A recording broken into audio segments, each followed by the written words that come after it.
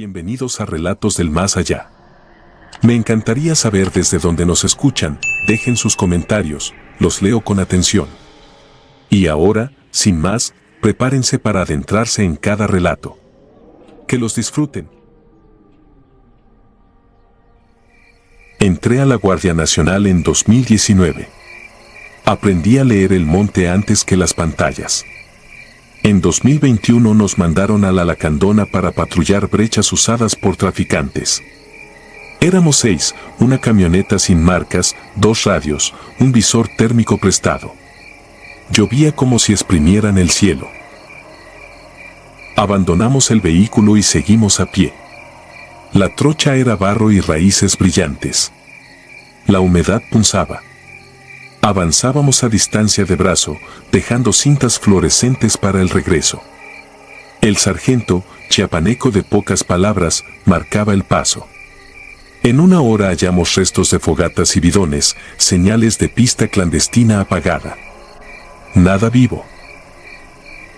La rareza llegó de forma lenta, el ruido del monte se bajó como un volumen.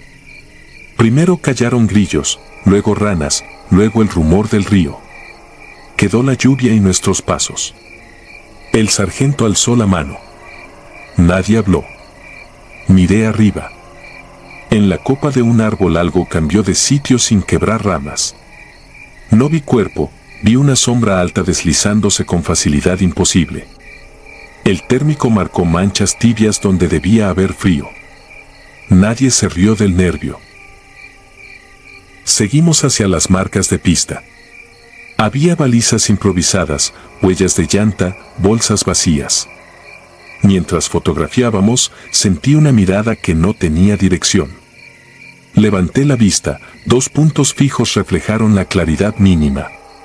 No parpadeaban. El sargento ordenó replegar con calma hasta el cauce. Formamos en rombo.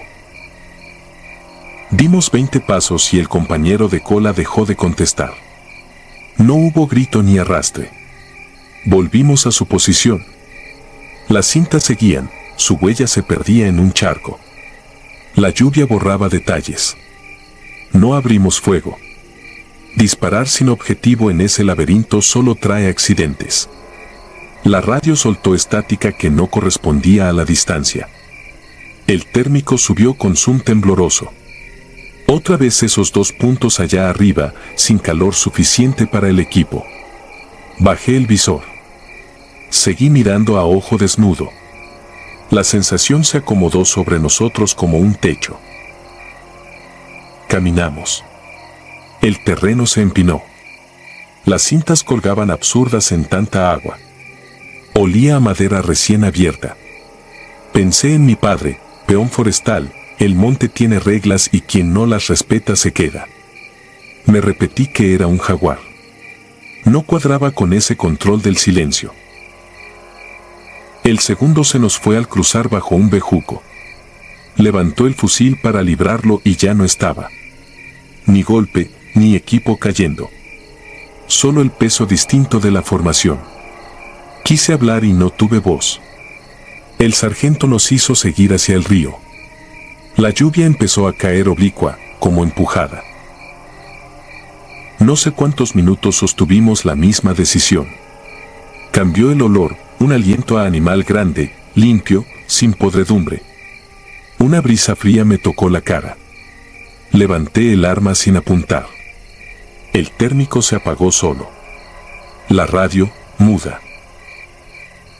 El tercero desapareció detrás de mí. Sentí el vacío. Nada más. No me giré. El sargento tampoco.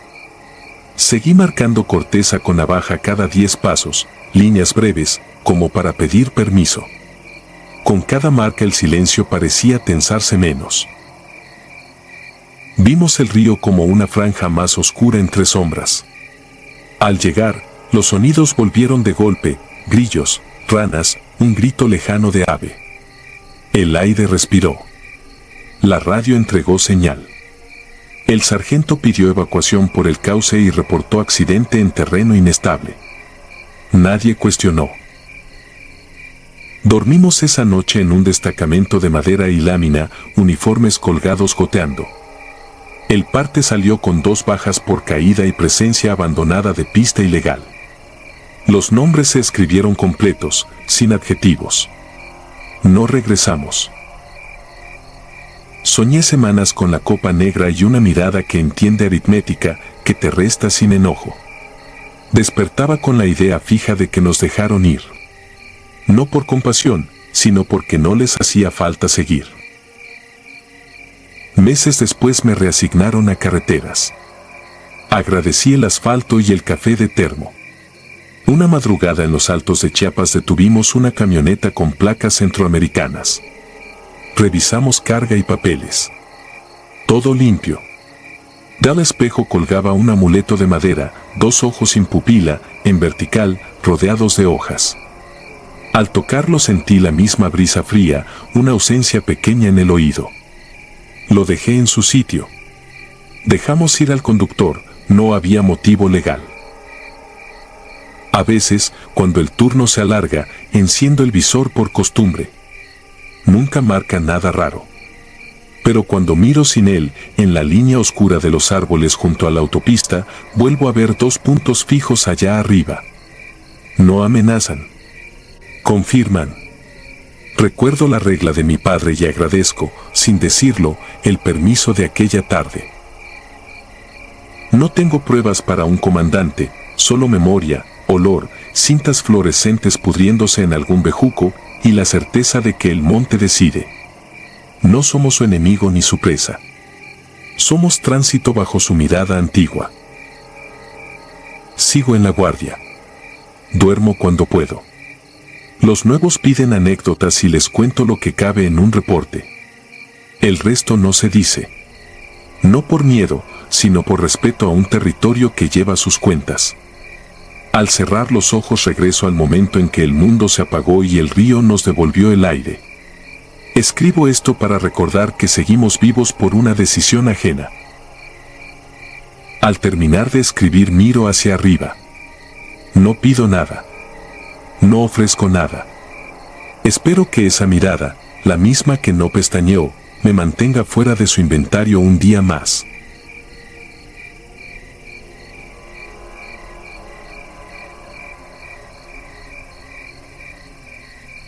Operación Niebla Roja. Avanzamos en fila cerrada bajo una luna encogida y sucia, apenas un gajo de luz que rebotaba en los pinos de la Sierra del Mico. La operación se llamaba Piroclasto y pretendía localizar un laboratorio de fentanilo escondido entre barrancas. Eran las 23:47 del 17 de agosto de 2022 cuando el visor térmico comenzó a fallar y una neblina de color granate nos envolvió como si la montaña hubiera abierto una herida. Olía a metal caliente, a pólvora empapada, a algo vivo que se estaba pudriendo. Ninguno habló. Los radios chisporroteaban con estática que sonaba a respiraciones ajenas. El aire pesaba. Cada inhalación raspaba la garganta con un polvillo donde flotaban motas rojizas que brillaban como ascuas diminutas.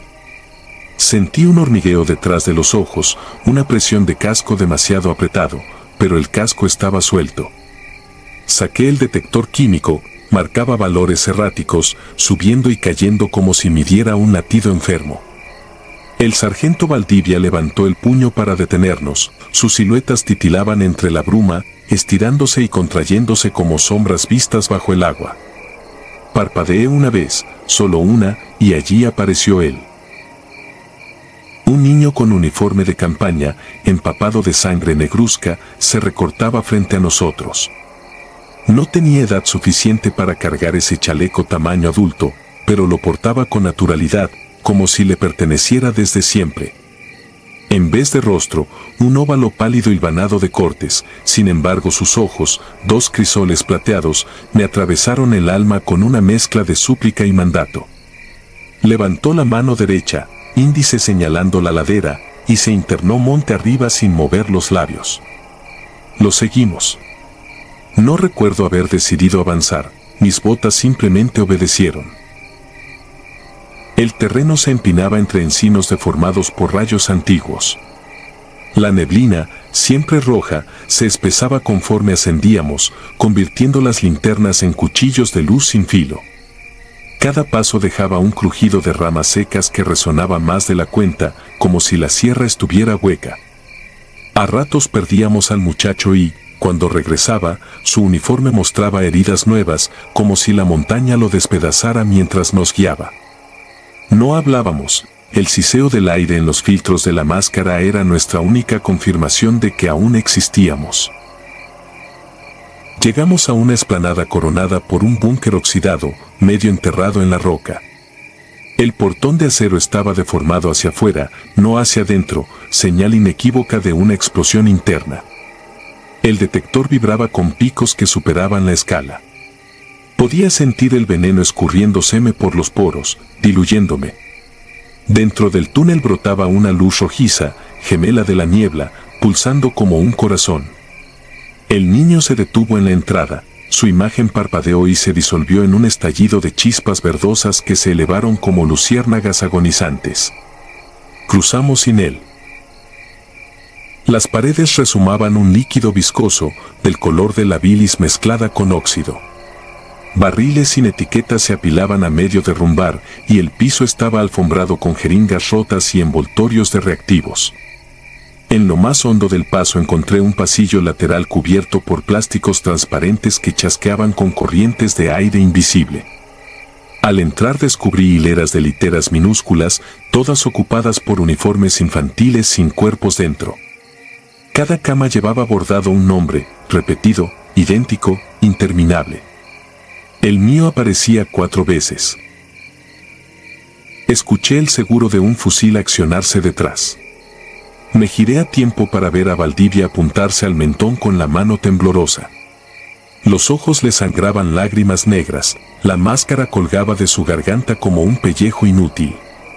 El disparo retumbó y, en el eco, juraría haber escuchado carcajadas de voces juveniles que no tenían pulmones. La sangre del sargento explotó contra la pared formando un mapa que se reacomodó en patrones de marcha, flechas y círculos de asalto. Comprendí que aquello no era un suicidio sino una señal. Quise ordenar la retirada, pero la bruma nos había cerrado el camino, la entrada era ahora un corredor interminable lleno de puertas que se abrían y cerraban al azar. Cada hoja que se entreabría mostraba un recuerdo distinto, mi madre cerrando la casa, mi primera práctica de tiro, la risa de mi hermano antes de caer en Sinaloa. Todas acababan con el niño ensangrentado tocando un silbato que no emitía sonido. Hice fuego contra la puerta más cercana, las balas levantaron polvo de yeso que serpenteó por el aire formando rostros burlones. Me abrí paso hasta una sala circular iluminada por lámparas infrarrojas colgantes. En el centro descansaba un foso de hormigón lleno de líquido carmesí que olía a cloroformo quemado. Sobre la superficie flotaban placas de identificación y botas demasiado pequeñas para cualquier soldado adulto. A un costado, un panel metálico mostraba registros de un agente experimental denominado N5 sérico, capaz de inducir alucinaciones colectivas para quebrar voluntades. Las fechas del proyecto, 1998 a 2001. El informe detallaba voluntarios menores de edad reclutados en orfanatos fronterizos.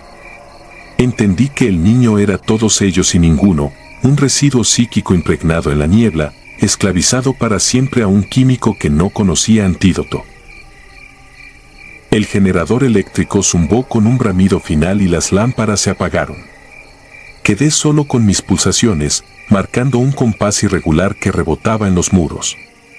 La bruma se coló incluso donde la máscara sellaba el rostro, sentí sabor a moneda en la lengua, calor de fiebre súbita. Una voz de niña, clara y serena, me susurró dentro del cráneo, sigue subiendo. No tuve fuerzas para negarme. Busqué la salida superior, escalera metálica que ascendía torcida. Cada peldaño rechinaba como cijarras de insecto gigante. Al emerger a la intemperie, el viento se había detenido. La niebla formaba una cúpula perfecta, atrapando la sierra en un amanecer perpetuo de tonalidades rojas. El helicóptero de extracción giraba en círculo sobre nosotros, foco encendido, pero las aspas parecían mover aire que no existía. Intenté contactar por radio, ruido blanco.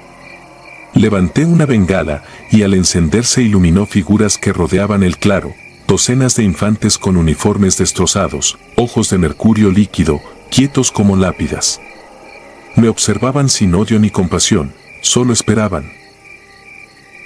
Comprendí el trueque silencioso que la niebla exigía.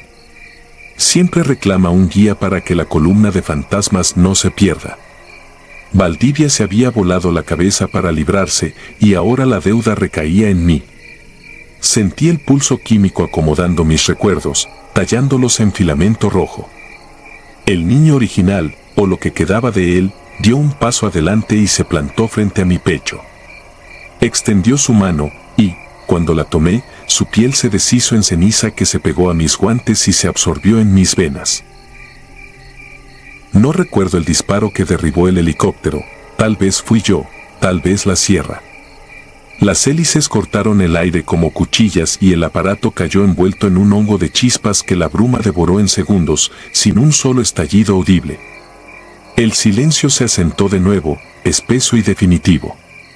Me di cuenta de que seguía respirando aunque no sentía los pulmones.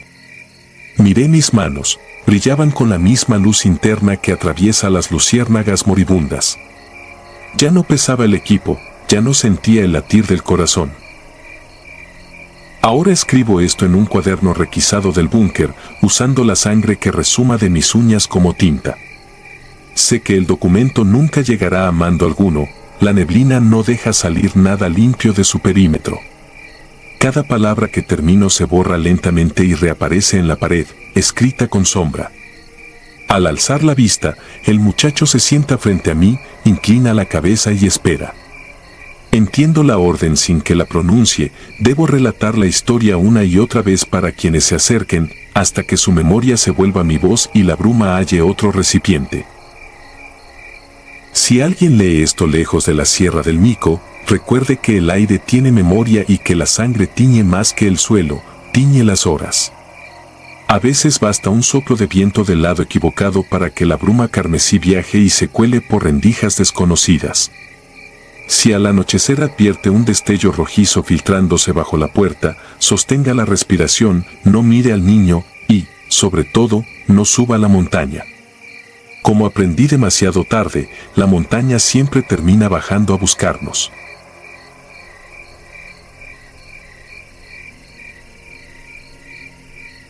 Golpes en la penumbra. Soy el subteniente Ernesto Beltrán y todavía tiemblo cuando repaso aquel operativo de 2021 en la Sierra de Durango.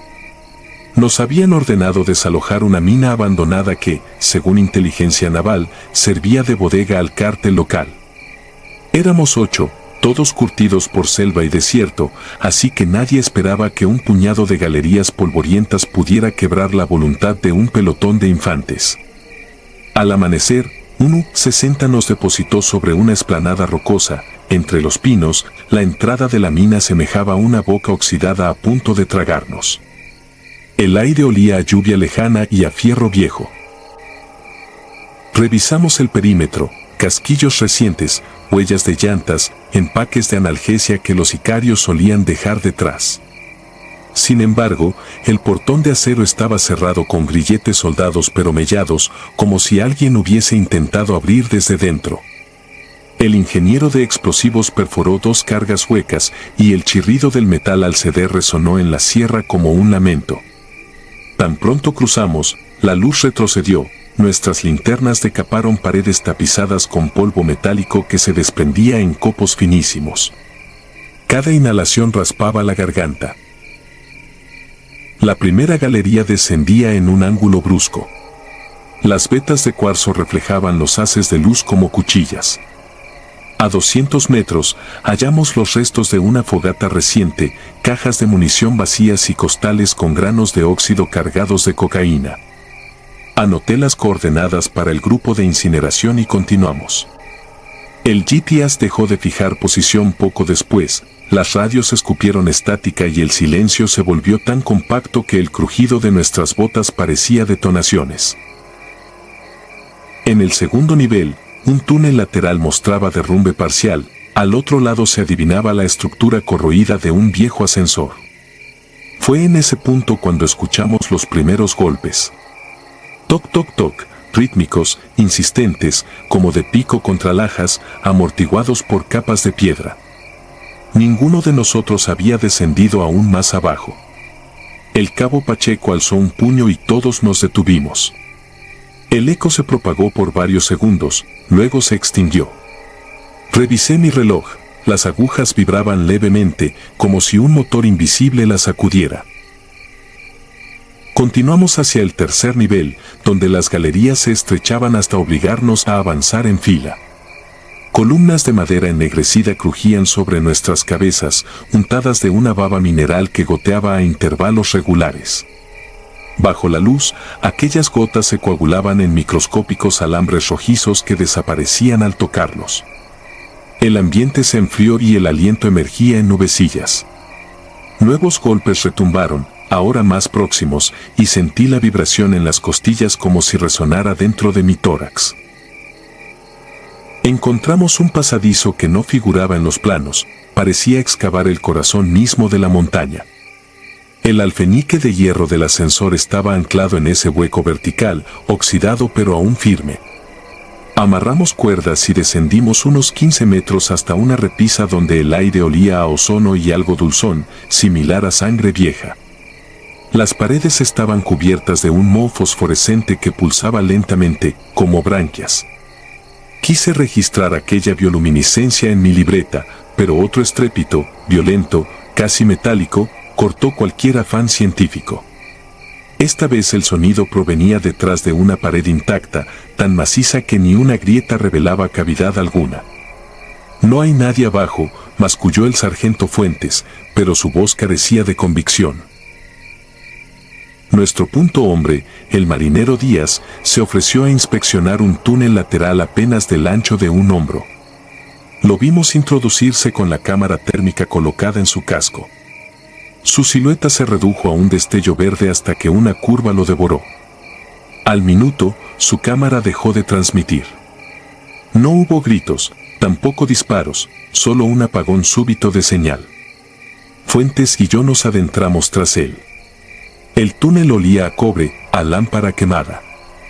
A media carrera encontramos sus huellas, pero no eran normales, parecían impresas en la roca, como fósiles frescos. Al final del corredor se abría una cámara natural en forma de esfera. El techo estaba tan alto que nuestras linternas no alcanzaban a iluminarlo. Allí, de pie frente a una pared lisa, estaba Díaz. Sostenía los brazos en alto, como si blandiera un pico invisible, los descendía una y otra vez contra la roca sin golpearla jamás. Su respiración era un quejido de fuelle. Al acercarnos, advertí que sus guantes se habían desintegrado y la piel de las palmas quedaba abierta, incrustada de brillantes fragmentos de hematita. Le sujeté los codos para detenerlo, y al rozarlo, un chorro de polvo negro brotó de sus uñas. Susurraba algo ininteligible, un murmullo que parecía, «Ya salí, patrón», aunque nunca supimos a quién se lo dirigía. Entre dos lo arrastramos hasta la repisa. El ascenso a la siguiente planta fue un tormento, Díaz convulsionaba, y a cada sacudida se desprendían escamas de óxido que impregnaban la piel ajena como picaduras ardientes. Mi cabeza latía con un zumbido grave, el casco vibraba al ritmo de los golpes fantasma, que ahora se intercalaban con un crujir de roca tensándose, listo para fracturarse. Al pisar el tercer nivel creímos oír pasos detrás, desacompasados, girábamos y la oscuridad seguía allí, estática, pero el sonido persistía, cercano, burlón. Corrieron minutos o tal vez horas, la noción del tiempo se había escapado como polvo entre los dedos. Alguien gritó que las galerías no coincidían con nuestra ruta de entrada.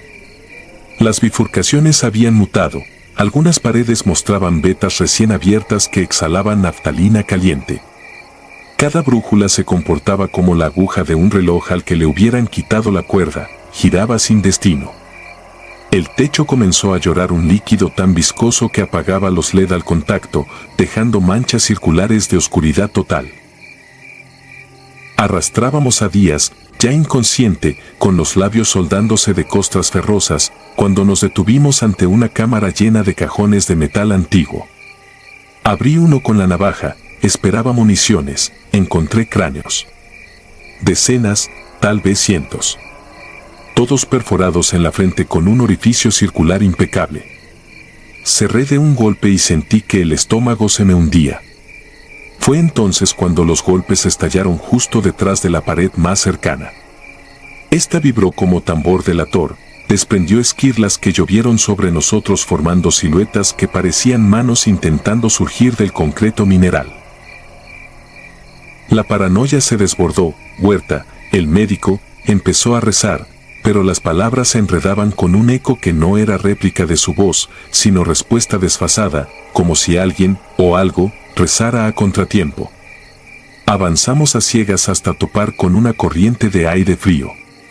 La seguimos, reptando por un túnel que apretaba el pecho y obligaba a girar la cabeza de lado para respirar. Durante ese trayecto sentí roces, dedos que acariciaban mi nuca, y al voltear no había nada excepto un velo de polvo suspendido, girando en remolinos breves. Cuando la linterna frontal iluminó un óvalo de luz natural, lancé un juramento que salió roto de gratitud. El portón exterior estaba a pocos metros, pero el cielo que se filtraba mostraba un sol agonizante, anaranjado, casi hundido tras la sierra. Habíamos entrado al amanecer, ahora moría la tarde. Nos precipitamos al exterior. El viento libre nos golpeó como bofetada y, sin embargo, el golpeteo de pico seguía resonando a nuestras espaldas, persistente, cada vez más sordo conforme la distancia crecía, hasta fundirse con el susurro de los pinos. El helicóptero de extracción llegó con la noche cerrada. Díaz exhaló su último alarido apenas lo subimos a la camilla. Le quitaron los guantes rotos y sus palmas se deshicieron en un puñado de limaduras oscuras que se adhirieron al piso de la cabina como limosna imantada. En la enfermería de la base, el patólogo diagnosticó necrosis por metal pesado y cristales de hematita incrustados en la dermis, algo que habría requerido semanas, no horas. Imposible, murmuró antes de ordenar cremación inmediata, sin autopsia detallada. El parte oficial resumió la misión como exitoso aseguramiento de cargamento ilícito, omitió los golpes, el moho viviente, las brújulas enloquecidas y los cráneos etiquetados. 10 meses después aún despierto empapado, con los pulmones llenos de un polvo imaginario. En la quietud de mi cuarto, lejos de la sierra, escucho el eco inconfundible de un pico horadando roca. Llega nítido, acompasado, idéntico al que oí aquella madrugada soterrada. Coloco la palma contra la pared y juro sentir la vibración avanzar centímetro a centímetro, taladrando la distancia que me separa de aquel abismo. Sigo la ruta de esas ondas con la yema de los dedos y temo el día en que el sonido cese de golpe, porque significará que aquello que excava finalmente encontró salida, y que la montaña, o lo que habita bajo ella, vendrá a reclamar al soldado que se llevó. Ese día, quizá, sabré con certeza que nunca dejamos la mina, que la sierra se extendió más allá de sus laderas y anidó en nuestros huesos. Tal vez los golpes persistan solo para recordarme que los pasillos siguen ahí, invisibles, creciendo detrás de cada muro donde intento dormir. Y cuando el silencio tome el relevo final, estaré listo para oír nuevamente la voz de Díaz susurrando, desde el pasillo que todos compartimos: ya salí, patrón, justo antes de que la oscuridad entre en mí y me obligue a seguir cavando.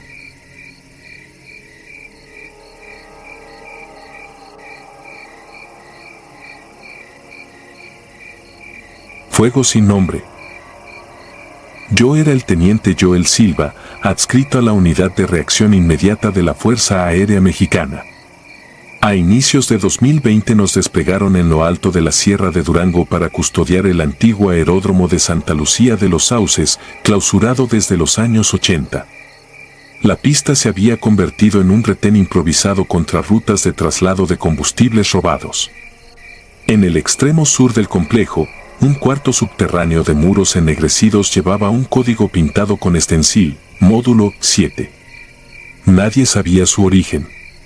La orden no escrita era simple: mantenerlo sellado.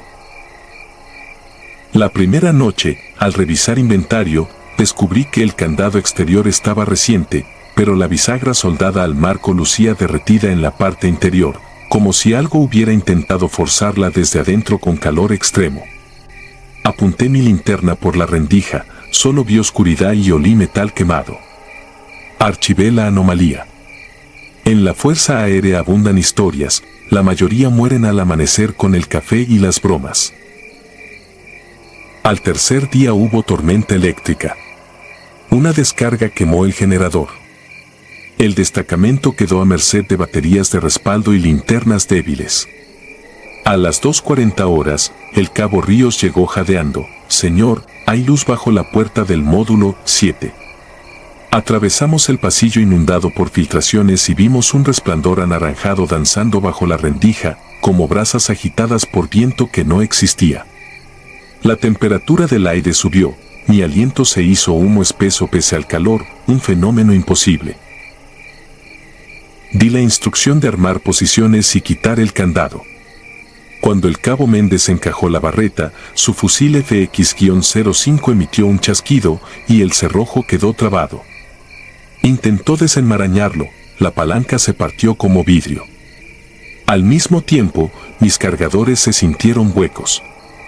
Revisé, los proyectiles estaban ahí, pero las balas parecían de cera gris. Ningún arma funcionaba. Aquello succionaba la voluntad de disparar igual que había succionado el metal. Empujamos la puerta entre los cuatro. Se abrió apenas lo suficiente para mostrar un corredor estrecho, revestido de azulejos carcomidos. Un aliento fétido, mezcla de carne rancia y azufre, nos envolvió. Adentro, una luz viva latía desde la cavidad posterior, como el interior de un horno. Recordé reglas básicas, nunca avanzar sin ruta de escape. Pero la luz nos reclamaba y retroceder parecía deshonroso. Pedí 2 voluntarios. Nadie respondió, aún así di el paso, sintiendo como las botas se pegaban a las baldosas que chisporroteaban, dejando huellas carbonizadas. 20 metros más adelante se abría una cámara circular. El piso era una rejilla metálica sobre un foso incandescente. En el centro, sujeto por cadenas ennegrecidas, se erguía un torso humanoide, despojado de piel, huesos relucientes como cerámica al rojo vivo. Su altura desafiaba la bóveda, el cráneo rozaba la cúpula tiznada. No tenía ojos, pero de las cuencas emanaba un resplandor rojo sangre que palpitaba al ritmo de una respiración sobrenatural. El aire vibraba como motor viejo. Cada exhalación abrazaba la piel. Una voz sin labios, resonando en mi cabeza, articuló algo que no era español ni latín, pero transmitía un mandato primitivo: rómpeme. Instintivamente apunté mi linterna al rostro de esa cosa, el vidrio estalló, lanzando chispas verdes. El cabo Ríos, detrás de mí, cayó de rodillas, se cubrió los oídos y comenzó a convulsionar. Su uniforme se chamuscó formando símbolos en espiral. Quise ayudarlo, sin embargo mis músculos obedecían otro centro de gravedad, uno que nacía en la criatura. Estaba siendo arrastrado, no por cadenas físicas, sino por la culpa que cada soldado carga, órdenes que acatamos, pecados que callamos. De pronto cesó la vibración. El monstruo giró el cuello hasta que crujió, como madera húmeda. Percibí, más que vi, una sonrisa hendida en fuego. El tinte rojizo cambió a un blanco cegador, el calor se convirtió en frío agudo. Sentí cristales de hielo formarse en mis pestañas mientras el foso llameante se apagaba, dejando un vacío negro que absorbía el sonido. Ríos dejó de convulsionar y permaneció inmóvil con los ojos abiertos, sin luz en las pupilas. Entonces la figura dio un paso. Las cadenas se derritieron como plomo.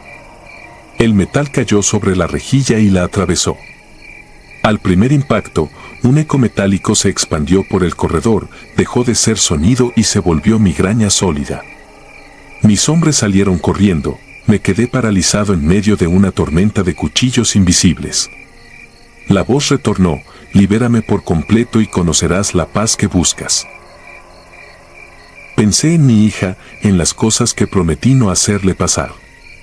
Recordé los cadáveres de civiles atrapados entre fuegos cruzados, los informes alterados para maquillar jornadas. Esa entidad me ofrecía redención o condena, quizá ambas, y usaba mi memoria como palanca. Sentí la tentación de rendirme, pero entonces vi el pecho de Ríos aún elevándose apenas. Estaba vivo. Si la criatura salía, ¿qué destino tendría el resto del mundo? Di un paso atrás, tanteando el corredor. El suelo vibraba. De la rejilla emergieron brazos esqueléticos en llamas que intentaron sujetarme. Arranqué la placa de identificación de mi chaleco y la arrojé al abismo para distraerlos. Corrí con el cuerpo contra la pared, evitando mirar atrás. Cada segundo la oscuridad se deslizaba sobre mis botas, como aceite. Al alcanzar la puerta, grité para que la cerraran. Mis hombres, pálidos y temblorosos, empujaron conmigo. Costó 3 intentos, la presión desde adentro era colosal. Cuando al fin encajó el marco, soldé el metal con un soplete de emergencia que colgaba en el pasillo. Aún así, el acero irradiaba frío. Sentí que latía, como si el cerrojo ahora fuera parte de la criatura. Al amanecer llegó doña Felipa, una curandera que vivía en el rancho contiguo. Traía un rosario de obsidiana y un cuenco de sal gruesa. Contó que, en 1979, prisioneros federales excavaban túneles para ampliar la base. Uno de ellos, un asesino de nombre Víctor Isunza, se obsesionó con textos prohibidos hallados en una hacienda abandonada.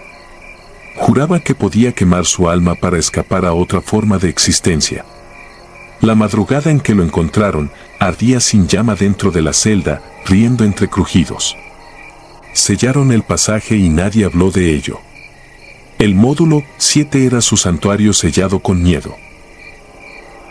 Mientras la anciana hablaba, escuchamos un golpe sordo contra la puerta. Luego otro, más lento, acompasado con los latidos de mi corazón. El metal ya no estaba frío, ahora sudaba agua salobre que corroía la pintura. Doña Felipa extendió sal en un círculo y pronunció oraciones que parecían rasgar el aire. Sus palabras invocaban santos y nombres indígenas mezclados. El golpe cesó. El silencio resultó aún más aterrador, un pozo sin eco. Acto seguido, la anciana nos pidió marcharnos antes de la siguiente luna nueva. Sus ojos anegados anticipaban que nada humano podría sostener ese candado para siempre. Vi a Ríos, aún convaleciente, sus manos temblaban sosteniendo una taza. Tenía la mirada vacía, como si la voz siguiera dentro de él. Ordené la evacuación del puesto esa misma tarde. Reporté el incidente como fallo estructural grave. El mando aceptó sin preguntas, quizá por conveniencia o porque el horror huele a burocracia y lo ignoran. El cando descendió la sierra bajo una lluvia densa que olía a ceniza. Miré por el retrovisor la torre oxidada del retén, el candado relucía al sol poniente, pero la puerta parecía respirar, ensanchándose apenas con cada soplo oculto. Entendí que aquello no era contención, sino tregua. Hoy escribo estas líneas desde una clínica militar en Saltillo. Las radiografías de mi pecho muestran pequeñas sombras ovales adheridas a las costillas, como carbones encendidos a punto de apagarse. El médico las atribuye a artefactos de la máquina, yo sé que son semillas del fuego al que me asomé. Algunas noches me despierto con un calor que no proviene de mi piel, sino de algo que late en otro plano y me llama por mi nombre completo, incluidas las culpas que no he confesado. Mantengo a la mano un frasco de sal gruesa y un encendedor vacío. No sé cuál de los dos usaré primero cuando sienta que la puerta se abre dentro de mí.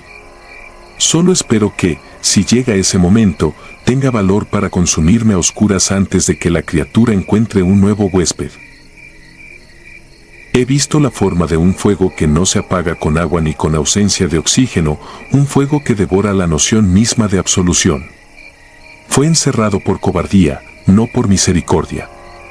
Y cada latido mío es un recordatorio de que la cobardía sirve de cerradura, pero no de muro. Por eso escribo, para que, cuando las bisagras cedan y el candado deje de latir, alguien sepa que no se combate aquello con balas ni con rezos aprendidos. Se combate quemando primero las propias sombras y aceptando que el verdadero retén no está en la puerta, sino en el alma que aún no hemos condenado.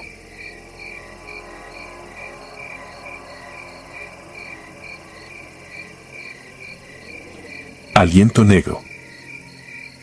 No recuerdo el crepitar de los pinos ni el olor a resina aquella madrugada de junio de 2018, solo el silbido seco del viento al chocar contra el risco y la orden cortante que me obligó a entrar. Éramos 3, pero al cabo de unos minutos en la grieta supe que la aritmética militar no servía allí abajo. El capitán Murillo lideraba el destacamento, detrás de él iba el cabo Ortega y, por último, yo, un simple teniente con 8 campañas en la Sierra del Ánima, suficiente experiencia para conocer el sabor metálico del miedo, pero no para dominarlo. El acceso era apenas una ranura entre 2 coladas de basalto. Según inteligencia, la caverna ocultaba un alijo de fusiles de asalto que un cártel llevaba meses trasegando por rutas de contrabando. Desde la entrada la noche se veía nítida, pero 2 metros dentro la linterna devolvía solo un círculo tacaño de luz. El aire, cargado de moho, pareció pegarse a los pulmones como una tela mojada. Aún podíamos oír la radio del puesto avanzado zumbando en la frecuencia de rutina, pero la señal se debilitaba con cada paso, como si la piedra chupara toda vibración viva. Avanzamos en fila india. Bajo las botas rechinaron casquillos vacíos y fragmentos de madera. De pronto el capitán elevó el puño. Nos detuvimos. Un clic minúsculo cortó el silencio y, al bajar la vista, entendí un alambre de cobre, casi invisible, tensado a la altura de los tobillos.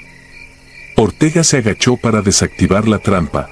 Cuando rozó el hilo, el suelo a nuestra izquierda estrujó un gemido hueco y liberó una nube acre de pólvora húmeda. El artefacto no detonó completamente, pero el estallido parcial ensordeció el pasillo. Sentí como la onda de presión lubricó mis oídos y me dejó un pitido agudo que persistiría horas. Recuperada la compostura, tratamos de retroceder. El capitán se volvió para ordenar la salida. Entonces lo vimos. Donde antes quedaba un resquicio de penumbra y la silueta del cielo, ahora solo había un tampón de tierra y piedras frescas, como si una mano gigante hubiera apisonado la boca de la cueva. Nadie dentro de la unidad llevaba explosivos suficientes para abrir esa muralla improvisada. Intentamos contactar al exterior, pero la radio devolvía ruido blanco salpicado de fragmentos de voz. Entre ellos, juraría que reconocí la mía. No lo comenté. Comprendimos que la prioridad era oxígeno. El cañón se estrechaba y ascendía en espiral, así que avanzamos con la esperanza de encontrar una chimenea natural. A cada treintena de pasos hallábamos nuevas trampas, anzuelos colgantes, jeringas oxidadas incrustadas en rendijas, tablillas con clavos invertidos bañadas de excremento. El capitán, curtido pero no supersticioso, mascullaba cifras de presión y tiempos de supervivencia. Sin embargo, a mí me inquietaban otros cálculos. Las huellas en el polvo no correspondían a botas ni a zapatos rurales, sino a algo más pequeño, casi infantil, con falanges alargadas como los huesos secos de los cabritos que encontrábamos a veces en los despeñaderos. Pasada la primera hora el aire empezó a escasear. Cada inhalación dolía como tragar vidrio molido. En un recodo hallamos un saliente que se abría a una sala más amplia, coronada por estalactitas quebradizas. Allí, decenas de velas consumidas cubrían el suelo, alineadas en círculos concéntricos. En el centro, un maniquí de entrenamiento, de los que usamos para primeros auxilios, yacía sentado, enfundado en un uniforme naval viejo. De su tórax de goma pendía una medalla religiosa invertida. El rostro, maquillado con carbón, imitaba una mueca de dolor. Alrededor, grafitis indescifrables arañaban la roca, siluetas humanas con bocas enormes y ojos vacíos. Sentí que el pulso se me iba al estómago. El capitán ordenó registrar. Ortega se inclinó para inspeccionar la marioneta. Cuando la tocó, una exhalación tibia brotó del maniquí como si hubiera contenido aire vivo durante años. No duró más de un segundo, pero nos heló los huesos.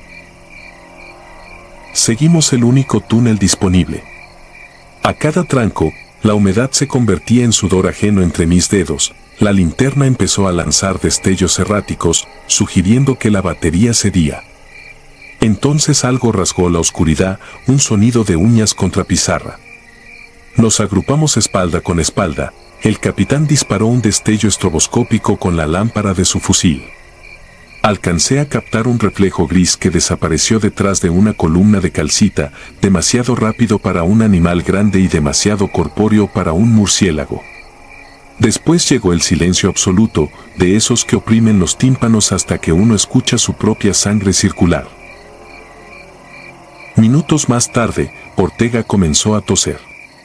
El eco le devolvía la tos deformada, como si alguien más la repitiera a destiempo. El capitán marcó 5 minutos de descanso, pero ninguno se sentó. El suelo parecía latir con respiraciones ajenas. Fue en ese instante que sentí la vibración, una cadencia sutil, como si un tambor golpeara muy lejos. Tal vez maquinaria en la superficie, pensé, pero el sonido venía de abajo, no de arriba. La galería nos llevó hacia una cámara abovedada. Allí el suelo estaba cubierto de esqueletos de animales ennegrecidos por hollín. Entre las costillas chamuscadas se distinguían dientes humanos y placas metálicas con números de serie borrados por la corrosión. En la pared del fondo, un respiradero natural ascendía, apenas del ancho de un hombre enjuto. Parecía nuestra única salida de aire fresco, si es que lo había. El capitán se adelantó para tantear la corriente, apenas acercó la mano, algo la lamió con un golpe sordo. Retiró el brazo abruptamente. En la linterna vimos la carne desgarrada de su antebrazo y, colgando de la herida, un fragmento de mandíbula con dientes, como una trampa de oso improvisada con restos humanos. Cortó la falange que seguía prendida, sin un solo grito, pero entendimos que el paso estaba custodiado por manos muertas. El dolor y la pérdida de sangre minaron la entereza del capitán. A los pocos minutos empezó a desvariar sobre un desfile de reclutas sin rostro que le pasaban revista. Insistía en que yo anotara sus nombres aunque ninguno tenía nombre. Finalmente, resolví arrastrarlo junto a Ortega, que ahora vomitaba bilis, hacia un recoveco donde la humedad goteaba desde el techo. Colgué mi chaqueta para improvisar una vejiga y recoger el agua. Con ella empapé vendajes comprimidos y cubrí la herida, aún pulsante. Los relojes marcaban 3 horas desde el derrumbe, aunque la noción de tiempo había muerto antes que la primera trampa. La radio crujió de improviso. El altavoz escupió un murmullo que, filtrado por la estática, claramente era mi voz recitando la letanía de identificación, seguida del silbido negro que se oye cuando una señal se extingue en la ionosfera. Apagué el aparato. El eco se hizo más compacto, como si la piedra misma esperara algo de nosotros. La sed nos obligó a seguir. En un pasillo lateral encontramos un charco especular. Mientras Ortega bebía ávidamente, vi mi reflejo sobre la superficie, mi rostro agonizante y, detrás, la silueta de un niño desnudo que sostenía un fusil recortado hecho de hueso y alambre. Giré instintivamente, al punto de disparar, la bala rebotó en el granito levantando chispas. No había nadie. El charco, sacudido por la detonación, mostraba solo ripios de luz. Fue allí que el capitán, ya febril, decidió usar el último cartucho de iluminación, una bengala roja. Al encenderla, la cámara se pintó de sangre brillante. Las paredes se revelaron tapizadas de rostros, máscaras talladas directamente en la roca, con ojos cóncavos del tamaño de un puño. Parecían cientos. El humo de la bengala subió, dibujando espirales que se extinguían antes de tocar las estalactitas. Entendí que el oxígeno no llegaría, la cueva respiraba por su cuenta y exhalaba solo descomposición. Ortega colapsó primero. Me arrodillé para buscar pulso, pero sus venas latían apenas. El capitán deliraba, repitiendo el nombre de su hija como un salmo. Entonces escuché otro método de percusión, pasos leves arrastrando algo pesado. Desde el corredor emergió la figura que creí alucinación, un muchacho de huesos afilados vestido con el chaleco táctico de un soldado, aunque demasiado grande para su torso. Llevaba un cuchillo improvisado con una lima de metal. No corría, solo avanzaba con parsimonia, como si la costumbre del lugar lo hubiera vuelto ajeno al terror que nos consumía. La bengala, en su agonía final, iluminó sus ojos, eran de un blanco lechoso, sin pupila. Supe entonces que no vería el amanecer. No voy a detallar la refriega. El capitán gastó las últimas balas, yo golpeé con la culata hasta sentir crujir astillas que no supe si eran de cráneo ajeno o de mis nudillos. Cuando me di cuenta, el filo oxidado había abierto la garganta del capitán y el cuerpo del muchacho yacía replegado, miembro sobre miembro, sin derramar una sola gota de sangre, parecía, más bien, drenado desde hacía años. El cabo Ortega respiraba a borbotones antes de extinguirse como la bengala. Acepté la certeza de morir, pero el instinto me obligó a moverme. Busqué otra salida y hallé un sumidero estrecho bajo una losa calcificada. Dejé mi equipo, salvo la navaja, y repté durante metros que se me hicieron kilómetros. El aire era tan espeso que cada bramido dentro de mis costillas sonaba ajeno. Cuando la luz frontal murió, seguí a tientas, empujado solo por la memoria visceral de la vida exterior. Desperté en mitad de una ladera empapada de lluvia. El cielo clareaba y los helicópteros de rescate peinaban una quebrada cercana, sin saber dónde buscar. Caminé tambaleante hasta que uno me avistó. Nunca hallaron la cueva, los mapas no mostraban fisuras y la sierra, según los geólogos, permanecía estable desde la era terciaria. Tampoco pudieron explicar la ausencia de pólvora en mi uniforme pese a los disparos, ni por qué mis botas estaban limpias como recién lustradas, ni la marca semicircular que tenía grabada en la piel de la nuca, un anillo de dientes infantiles, aún visible bajo la cicatriz. Han pasado 7 años y el olor a humedad podrida se cuela todas las noches en mi habitación. Cuando cierro los ojos oigo pasos menudos detrás de la puerta.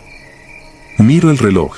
Las agujas avanzan, pero en mi oído el tambor lejano sigue marcando su compás subterráneo. Sé que no salí realmente. A veces despierto con la certeza de que el techo se acerca 1 milímetro cada amanecer, sellando un túnel invisible que solo yo reconozco. Mantengo la radio encendida junto a la cama. Si la estática vuelve a pronunciar mi nombre, sabré que la sierra viene a buscar lo que quedó pendiente allí abajo. Y entonces, lo prometo, no lucharé. Porque en la oscuridad aprendí que la vida era un ruido prestado y el silencio su verdadera forma.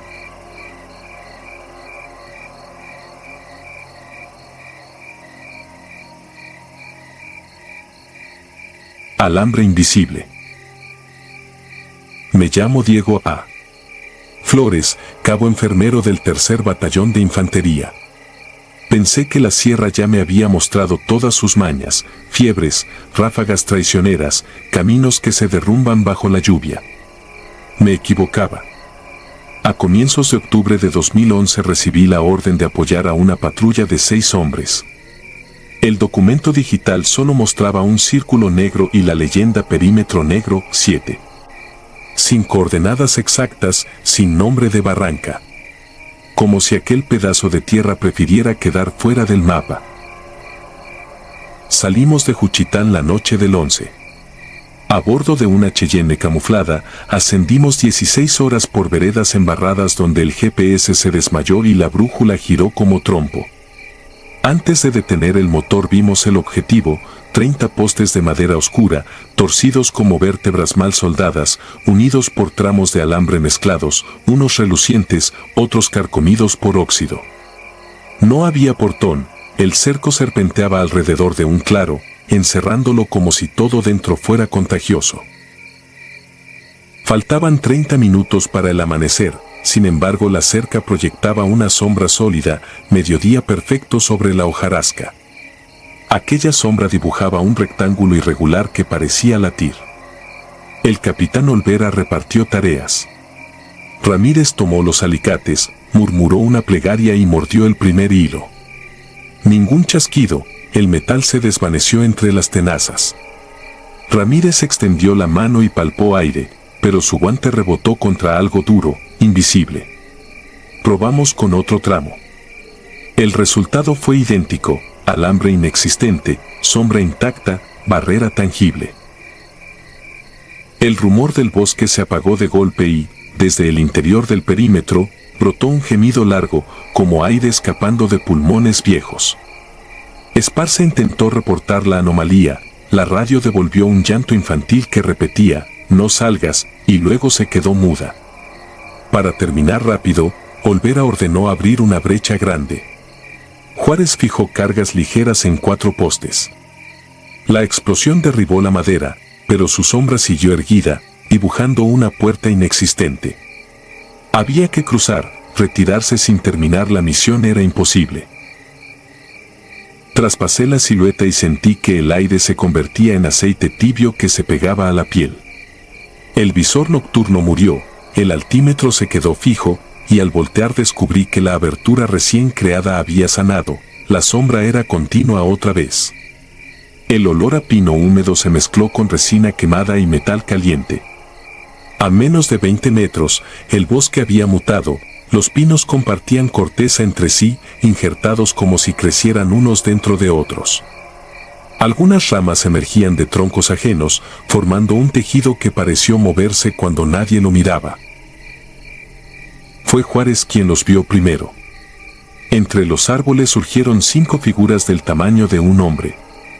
La linterna de Domínguez reveló piel gris, agrietada, y trozos de uniforme pixelado fusionados a la carne. Donde debían estar los ojos centelleaba alambre de púas enrollado. Cada criatura blandía un tramo de ese mismo alambre, vibrante, que se alargaba sin doblarse, látigos de acero vivo. Domínguez disparó.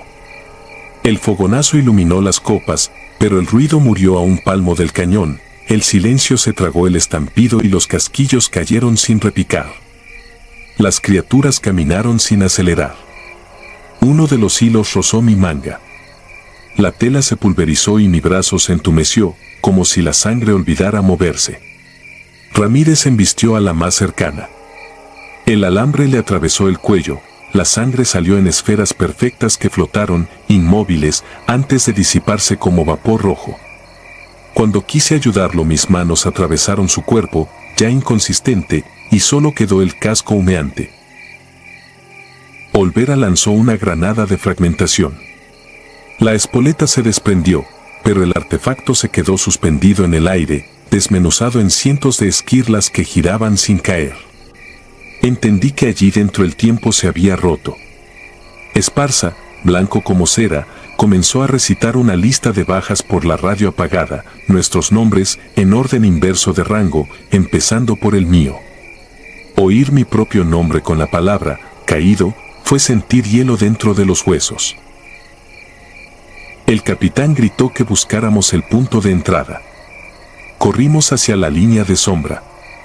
Golpeé con el machete la traza oscura, el filo chocó contra algo sólido, saltaron chispas azules y se abrió una hendidura.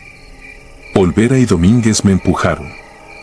Sentí un tirón violento en las piernas, como si el suelo no quisiera soltarme, aún así rodamos al otro lado. Caímos sobre hojarasca fresca. El aire común volvió con un zumbido sordo y, al mirar atrás, vimos el cerco real arder en un fuego blanco sin llamas que consumía postes y alambres. Dentro de la silueta negra permanecían Esparza y las criaturas, sus contornos se fundían hasta hacerse uno solo. Domínguez jadeaba, los eslabones de su cinta de munición se oxidaban a la vista, volviéndose polvo rojizo. Olvera sangraba por múltiples cortes invisibles, aunque mantenía la mirada firme. Me ordenó bajar por refuerzos. La Cheyenne arrancó como si nunca hubiera apagado el motor. Conduje entre árboles que parecían apartarse para dejar paso. A los 2 kilómetros encontré un retén del ejército que no figuraba en ruta. Las insignias del personal eran del viejo camuflaje liso, descontinuado en 1998. El mayor al mando exigió la contraseña de ese año. Balbuceé la primera estrofa del himno, incapaz de otra cosa. Me condujeron a una tienda médica improvisada y me mostraron un expediente amarillento, Operativo Cerco Perla Negra, octubre de 1987, patrulla desaparecida. Los nombres coincidían con los nuestros, incluso el rango de Olvera, pero fechados 24 años antes de nuestro nacimiento. Mientras intentaban interrogarme miré mi antebrazo y descubrí filamentos oscuros reptando bajo la piel, como raíces metálicas. Sin saber cómo, empecé a recitar de nuevo la lista de bajas, empezando otra vez por mí. A la primera distracción escapé. Donde debía estar la camioneta solo encontré 6 cascos aplastados sobre tierra removida. Una gota de savia negra brillaba en el fondo de cada uno. Regresé colina arriba, aferrado a la locura de rescatar algo. Ya no había postes ni fuego, solo la sombra rectangular, perfecta, suspendida como hollín. Di un paso, la sombra se adhirió a mis botas y trepó mis pantorrillas con frío elástico. Retrocedí temblando, la sombra retrocedió conmigo, como si esperara que yo parpadeara para cerrarse. Al amanecer siguiente llegué a la carretera principal. Nadie creyó mi relato, las coordenadas que entregué apuntaban a quebradas sin acceso ni registros. Fui licenciado por estrés operativo severo. Desde entonces salto de pensión en pensión, cerca de puertos donde el constante rugido de camiones me ahoga los recuerdos. Cada mañana reviso el croquis manchado de óxido. Donde antes había curvas de nivel ahora aparecen círculos concéntricos que se desplazan cuando no los miro. Al encender la lámpara, esos anillos se proyectan sobre la pared formando un tejido de púas. Me sorprendo palpando el aire, buscando el alambre que debería colgar allí. Por las noches siento pequeños tirones en los tendones, como si alguien tensara mis huesos para probar su resistencia. Sé que la sombra ha ido acercándose. Al principio apenas asomaba bajo la puerta, después trepó los muros y ahora rodea la cama aunque no haya fuente de luz. Cuando cierre el círculo, no habrá postes visibles ni alambre tangible. Solo quedará el aire apresado por una trampa que no corta la carne, sino la realidad misma. Y entonces, lo presiento, otra patrulla recibirá la orden de desmontar un cerco que nadie ve, convencida de que será un trabajo rápido. La rueda volverá a girar, alimentada por nuestras sombras sin dueño, mientras lo que habita detrás del alambre sigue contando víctimas en silencio eterno.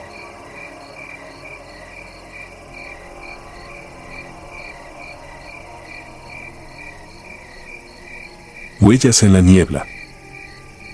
Dicen que la Sierra Mixe, allá en el noreste de Oaxaca, devora a los hombres cuando el vapor de las quebradas se une al de las nubes. Yo era cabo de infantería en 2018 cuando supe que aquello no era simple superstición. Éramos 8, 2 tiradores selectos, un radiooperador, el enfermero y 4 fusileros, yo entre ellos. Nos ordenaron abrir brecha mientras una columna principal aseguraba un corredor de narcotráfico que atravesaba los pueblos altos. Llevábamos visores térmicos, GPS militares y brújulas de plato, pero las montañas no tienen dueño, lo aprendimos pronto. El helicóptero nos dejó en un claro empapado por neblina. El primer síntoma extraño apareció al tocar tierra, el compás marcaba rumbo correcto, pero el dispositivo satelital bailaba de un cuadrante a otro como si captara satélites distintos cada segundo. El radiooperador sugirió reiniciar el sistema, el capitán le lanzó una mirada que lo congeló. Avanzamos igual, ocultando la incomodidad bajo la disciplina. Pisábamos hojarasca negra y raíces tan gruesas que parecían víboras petrificadas. El aire olía a barro fermentado, a cobre y a algo dulzón que ninguno quiso identificar. Al tercer kilómetro, noté señales que no figuraban en la carta topográfica, marcas frescas, diagonales, grabadas en la corteza de varios encinos, demasiado simétricas para hacer cortes de machete al azar. El capitán las ignoró. La niebla nos alcanzó antes de mediodía y cerró la visibilidad a menos de 5 metros.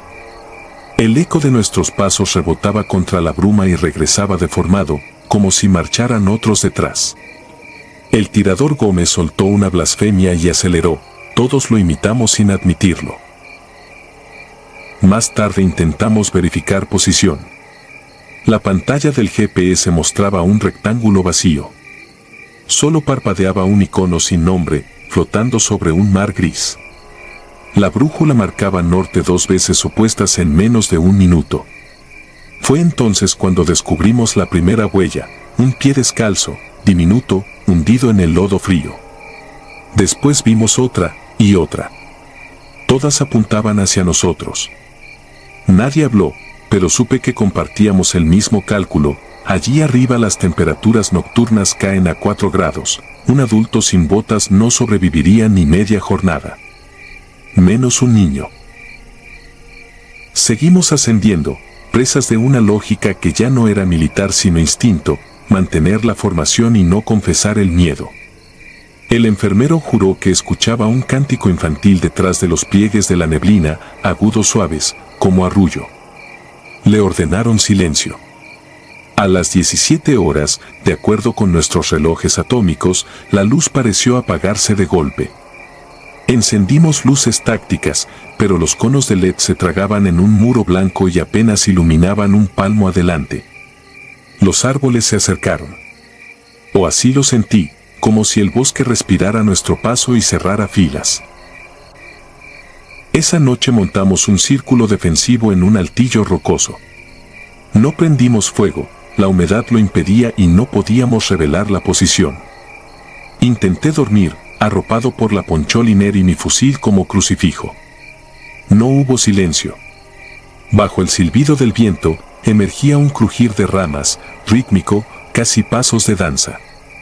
El soldado Reyes, que hacía turno de guardia, me despertó temblando. «Señor, venga», susurró. Siguiendo su dedo, vi decenas de puntitos rojizos titilar entre los árboles. Ni visión nocturna ni térmica los captaban. Solo en luz natural parecían pupilas encendidas a la altura de nuestras rodillas. Cuando amaneció, los ojos habían desaparecido, pero el radiooperador halló algo peor. Nuestras propias pisadas rodeaban el campamento, formando un círculo perfecto, superpuestas con otras descalzas aún más pequeñas.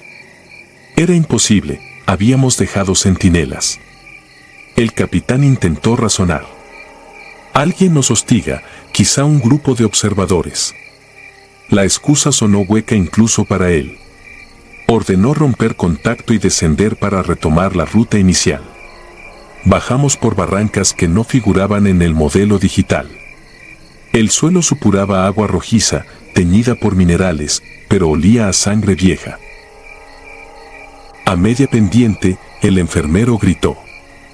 Lo alcanzamos y comprendimos el horror. El talud arcilloso estaba tatuado de huellas infantiles, cientos, quizá miles, todas en dirección ascendente, todas frescas. El más joven de nosotros, el soldado Porras, empezó a hiperventilar. Me confesó al oído que sentía la mano de un niño apretar su canilla cada vez que intentaba pisar. Le ordené concentrarse. No había opción de evacuar por aire, las nubes impedían vuelo IFR. Debíamos encontrar la carretera costera a 6 kilómetros lineales, aunque los instrumentos insistían en que llevábamos 20.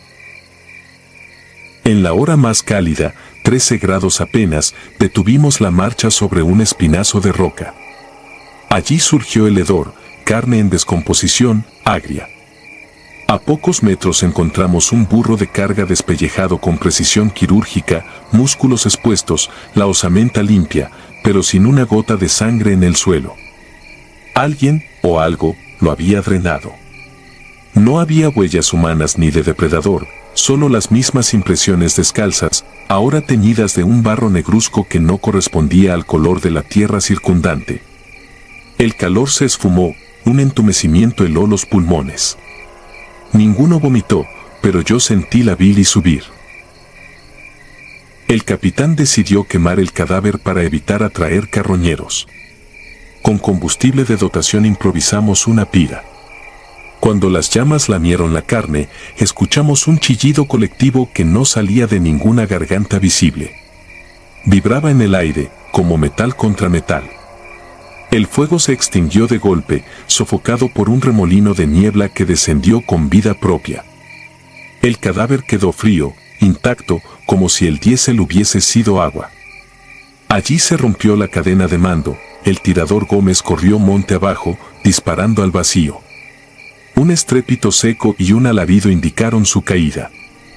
No pudimos buscarlo, la niebla se adensó, una pared de calorías. Retrocedimos.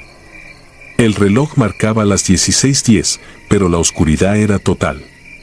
Solo sentíamos el pulso en los oídos y el crujir de la maleza detrás. En un instante de valentía, o locura, me separé unos metros para orinar y quitarme la náusea. Al bajar la cremallera, vi mi aliento volverse escarcha. Frente a mí, a escasos pasos, el tronco de un madroño empezó a exudar líquido oscuro. Primero pensé en savia, luego comprendí, sangre tibia corriendo por la corteza, formando letras que no entendí. Retrocedí, tropecé con raíces, apunté el fusil. Cuando parpadeé, el tronco estaba seco y limpio. Regresé al grupo sin confesar lo visto. Aún así, algo cambió. El olor dulce, casi a miel, empapó la bruma. Porras se desplomó con convulsiones. El enfermero aplicó diazepam, inútil. Porras murmuraba en mix antiguo, lengua que ninguno hablaba. Luego se quedó inmóvil, ojos abiertos y pupilas contraídas al tamaño de una cabeza de alfiler. Confirmamos paro respiratorio. Mientras intentábamos reanimarlo, su cuerpo se arqueó, como alzándose del suelo sin músculo que empujara. El radiooperador retrocedió y cayó por un barranco, arrastrando cables. Oímos su cuerpo golpear rocas durante largos segundos, hasta que el eco se perdió. Quedábamos 5 y un cadáver que no queríamos dejar, pero tampoco podíamos cargar. El capitán ordenó abandonarlo, nadie protestó. Al retomar la marcha, vi que los nudillos de Porras sangraban hacia adentro, como si tuviera garras plegadas. No dije nada, ya no tenía sentido discutir la realidad. Caminamos sin pensar, dejando que las piernas decidieran. El bosque se abrió de pronto y emergimos en un claro donde el suelo era pura ceniza, cubierta de huellas infantiles que se alejaban en todas direcciones. En el centro, un poste de ocote ardiendo con llama blanca, sin consumir la madera. Su resplandor reveló algo imposible, nuestras siluetas escritas en humo alrededor, como negativos pegados al aire. Comprendí entonces que no nos movíamos en círculos, el terreno se plegaba sobre sí mismo como un estómago digiriendo al intruso. El capitán apuntó al poste y descargó un cargador entero. Las balas chispearon y desaparecieron en la luz. El enfermero cayó de rodillas, rezando. El tirador Alonso, de pie a mi derecha, dejó de existir, un instante estaba, el siguiente era un hueco en la bruma. No un disparo ni un grito. Simplemente se borró, como tijera que arranca una fotografía. La cordura se dio. Corrí sin rumbo, sintiendo la tierra tragarse mis botas hasta los tobillos. Si alguien me seguía, no lo escuché. Atravesé ramas, espinas, líquenes colgantes que parecían cuerdas húmedas. El aire se volvió salado, casi marino. De pronto emergía una cornisa desde donde vi luces de un poblado lejano. La bruma se quedaba detrás, como si un muro invisible la contuviera. Me lancé pendiente abajo, deslizando sobre hojarasca y piedra suelta. Rodé, sangré, pero crucé esa frontera y la niebla no me siguió. Tras kilómetros de alucinación, llegué a una carretera secundaria al amanecer del día siguiente. Me encontró una patrulla estatal. Habían visto nuestra bengala de inserción 2 noches antes y esperaban noticias. Yo era el único con vida y sin rastro de mis compañeros. El análisis posterior concluyó desorientación severa, tragedia climatológica. Clasificación confidencial. Nadie quiso revisar mis botas empapadas de barro negro ni la libreta donde, sin notarlo, había garabateado las mismas marcas diagonales del encino, repetidas como un rezo. Hoy, mientras escribo el informe que jamás se publicará, percibo el olor dulzón del bosque dentro de mi cuarto. Al mirar el suelo, encuentro huellas diminutas impresas en el polvo, mojadas, dirigidas hacia el borde de mi cama. Y sé que cuando la bruma vuelva a levantarse en la sierra, las mismas voces que cantaron aquella noche reclamarán lo que perdí allá arriba, el tiempo, la memoria, la certeza de que fui solo un hombre y no parte de la montaña que, paciente, sigue devorando fusileros y los deja vagar sin botas por la frontera donde nunca amanece.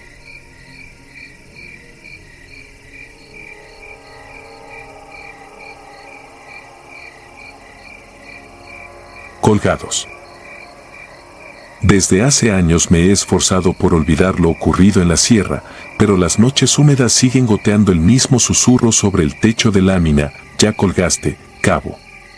Aún ahora, cuando cierro los ojos, puedo sentir el olor a resina fría mezclado con sudor, tierra de pino y el latido disciplinado del G3 contra mi clavícula. Contaré todo de una vez, porque el silencio pesa más que la verdad. Nos desplegaron en enero de 1997 al filo de la Sierra de El Nayar, estado de Nayarit. Éramos un destacamento mínimo, 6 hombres curtidos que tomábamos órdenes directas del 13/diagonal o batallón de infantería, impedir que cualquier cargamento bajara la línea de brecha que conectaba Rancherías Fantasma con el Camino Federal.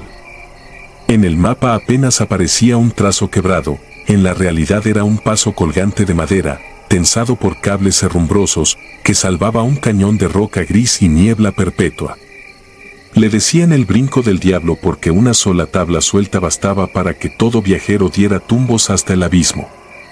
Aún así, era la ruta más corta para los traficantes que subían producto, armas y, según rumores, algo peor. El primer atardecer descubrí algo que nunca reporté. Sobre una roca, justo antes del puente, había un garabato trazado con carbón, un símbolo que parecía una doble espiral metida dentro de una calavera. Pasé el pulgar por la superficie, la ceniza se pegó al guante como si todavía estuviera caliente. Brujerías de los serranos, pensé. A los demás les dije que era grafiti viejo. Montamos un perímetro sencillo con alambre tripado, un refugio de campaña y un par de mantas térmicas. Todo iba como en cualquier servicio rural, la radio crujía cada 2 horas con el parte de situación, sin novedad, cambio y fuera, y el frío bajaba a picotazos por el cuello.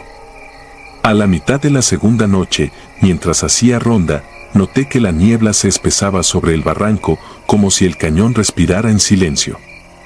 Encendí la linterna infrarroja, a través del visor térmico no vi nada excepto el contorno triste de los pinos. Pero escuché un golpeteo, el mismo sonido que hace un mosquetón cuando ondea al viento. Entre tabla y tabla, algo se mecía.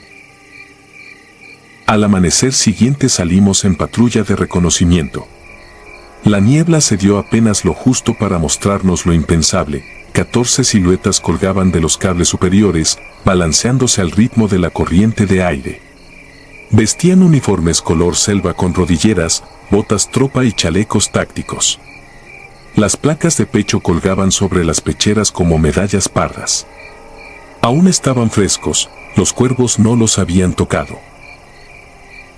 El teniente Calderón creyó reconocer a uno de los rostros. Ordenó bajar los cuerpos para identificarlos. Subimos por el pilar de roca, cortamos los mecates con navajas de anilla y tendimos los cadáveres sobre la carretera improvisada. Yo me arrodillé frente al tercero, tomé su placa oxidada y le di la vuelta. Leí, Bustos PM, 13/diagonal OBI, 1981. Bustos era yo. Mi propio nombre. Pero la placa mostraba un año imposible, 1981.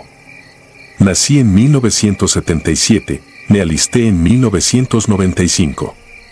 Sin dar crédito miré el rostro cenizo del muerto, era idéntico al mío, pero con arrugas que solo el tiempo otorga. Sentí el impulso de gritar, mas mis pulmones se negaron. Alcancé al teniente, le mostré la placa. Él estaba pálido, sostenía la metálica de Sargento Ballesteros, la fecha grabada era 1974 y Ballesteros, a mi lado, apenas rebasaba los 26 años. Levantamos 1, 2, 3, cada cuerpo era la réplica envejecida de uno de nosotros. Calderón, Ballesteros, Reyes, Quito, yo. El sexto cadáver no tenía rostro, la piel se había desprendido y solo quedaba una máscara rígida y negra como la hojarasca mojada. El teniente buscó la frecuencia de mando y gritó código rojo. Interferencias.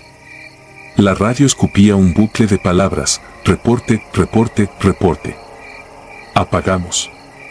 Nadie quería oír su propio nombre susurrado de vuelta. Decidimos quemar los cuerpos antes de que oscureciera. Levantamos una hoguera de ocote y derramamos combustible. Cuando la llama lamió las botas de los muertos, el aire se volvió nauseabundo, pero lo insoportable fue otra cosa, la piel se ampollaba y chasqueaba imitando un lamento, un crujido que el viento convirtió en eco sobre las paredes del barranco. Esa noche nadie durmió. El calor de la fogata nos alumbraba a la distancia como un ojo candente entre los pinos. A las 3:17 escuchamos pasos secos, como botas marchando sobre piedra hueca. Quito alzó su fusil, disparó 2 ráfagas al aire, las balas repiquetearon contra el metal del puente y murieron en el vacío. De nuevo silencio, pero entre tabla y tabla volvió el golpeteo metálico. Revisé con visor, no vi siluetas, pero cada cable vibraba con fuerza. Parecía que algo enorme respiraba a través de los tensores.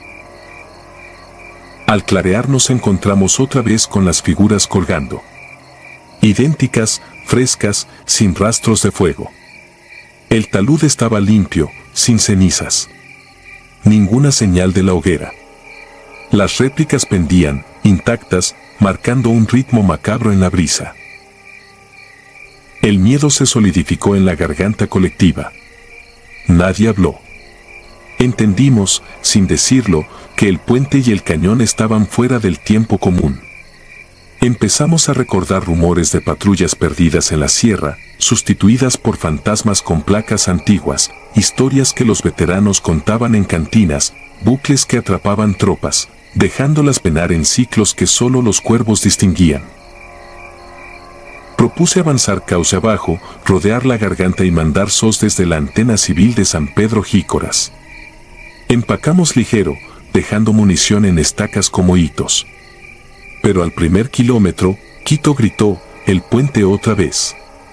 Entre los pinos emergía la misma estructura, idéntica, con su malla de lianas y cables.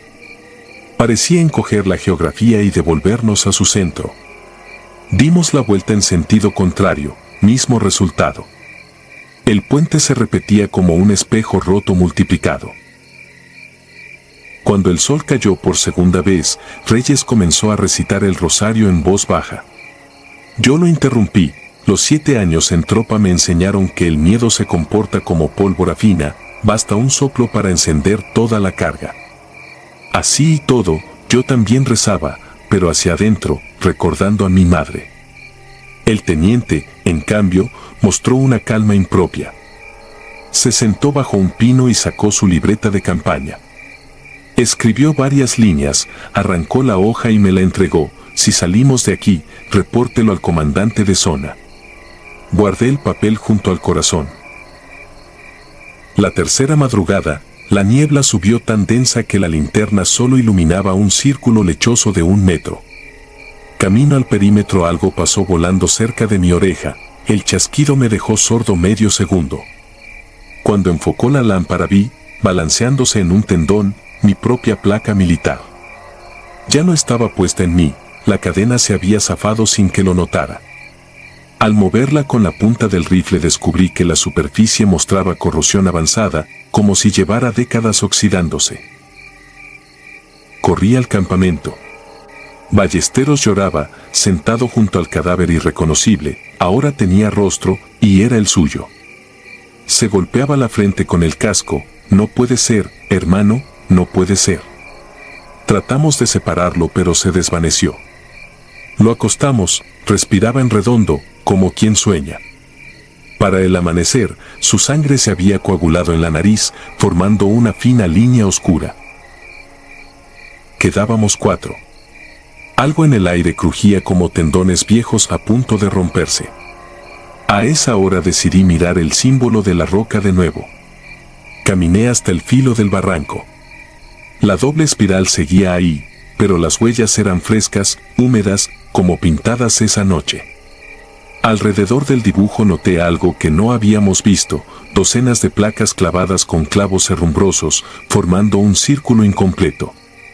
Tomé la primera, C. Hernández, 24/OBI, 1969.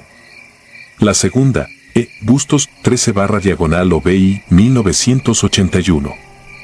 Levanté la vista. Entre los pinos, muy arriba, las siluetas colgaban de nuevo, pero se multiplicaban como frutos secos. Calderón finalmente perdió la compostura, gritó orden de apertura de fuego contra los cuerpos. Disparamos cargadores enteros. Cada impacto sonaba hueco, sin salpicaduras, como si perforáramos costales de polvo. Cuando el arma se vació hubo un silencio espeso. Entonces todos los cadáveres, al unísono, giraron hacia nosotros. Sus rostros estaban vivos, los ojos abiertos, la lengua negra moviéndose entre dientes líquidos. No hicieron sonido alguno, pero oí dentro de mi memoria una voz: «Tú ya estuviste aquí». Corrí sin meta, sin mapa, atravesando matorrales. Perseguí la línea de hitos de munición, pero cada estaca indicaba la misma distancia al puente, 100 metros. La aguja de la brújula giraba loca, marcando todas las direcciones. El disparo que escuché después no sé de quién vino. De pronto el aire olió a cordita fresca y a hueso quemado. Me detuve. A mi derecha, Reyes yacía de rodillas, la boca abierta en un grito mudo. Sobre su gorra, una rama empapada de sangre goteaba lento. Levanté el fusil, pero ya no quedaban balas. No recuerdo cómo regresé al campamento. Solo tengo la imagen de los cables vibrando como cuerdas vocales y una figura parada en el centro del puente. Llevaba uniforme del 13/diagonal o batallón, pero era gris, como si la luz no pudiera decidir si era hombre o sombra. Sostuvo algo con ambas manos y lo alzó sobre su cabeza, mi propio casco, manchado de lodo rojizo.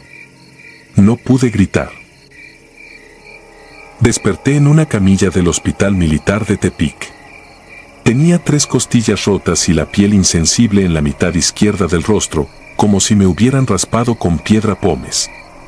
Los médicos hallaron mi placa entre la ropa, estaba nueva, sin corrosión, fechada correctamente.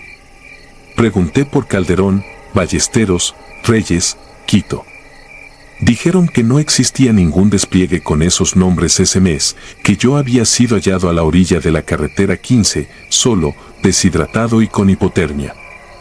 Aseguraron que la patrulla Sierra se había suspendido años atrás tras un deslizamiento.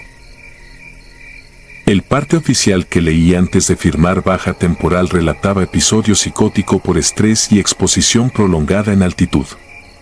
Nadie creyó la historia de los colgados. Me dieron de alta con la hoja de recomendación psiquiátrica.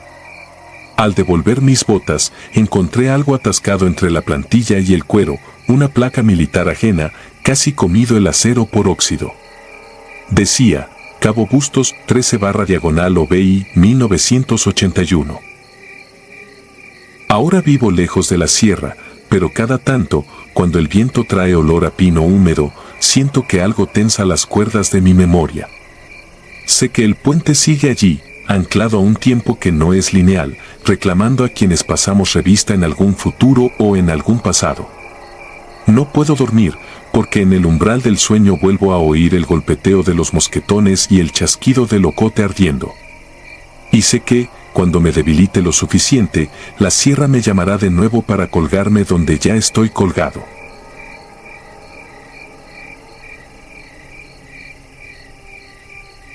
Si te gustaron estos relatos, regálanos tu like y déjanos tu comentario, Y no olvides suscribirte al canal para que sigas recibiendo las notificaciones de los próximos relatos. Tu apoyo nos ayuda a seguir creciendo dentro de YouTube. Nuevamente, mil gracias y nos vemos en el próximo relato.